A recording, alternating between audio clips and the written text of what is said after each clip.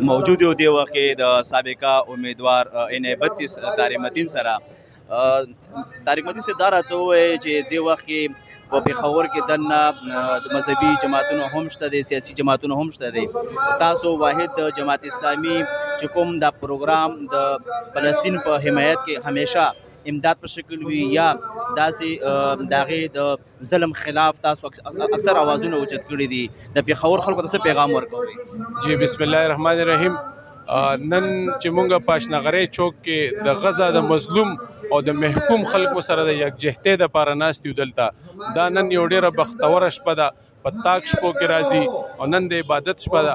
خو نن دا شپه مونږه د هغه ځای د مظلومانو په نوم کړې ده.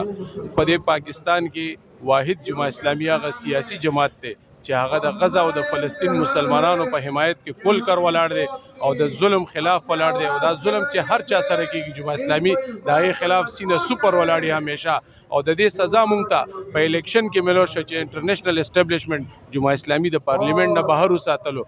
مونږ وایو که د جماعت اسلامي د پارلیمنټ نه چې هر څومره سزا تاسو مونږ به د غزه دا زمونږ د ایمان حصه ده. مونږ به انشاءالله د قبله اول د ازادۍ دپاره هر حده پورې ځو. مونږ د پاکستان اسټابلیشمنټ ته، د پاکستان فوج ته، د پاکستان حکمرانانو ته، د پاکستان سیاسي جماعتونو ته هم دا خبره کوو چې ستاسو دا قوت، ستاسو دا چغې او سورې، ستاسو دا آواز دا د څه دپاره شي، دا د مظلوم دستوبازو نشي جوړېدی. نو مونږ په داسې قوت او په داسې سیاست باندې لعنت وایو. ډېره مننه، خوشحاله اوسئ.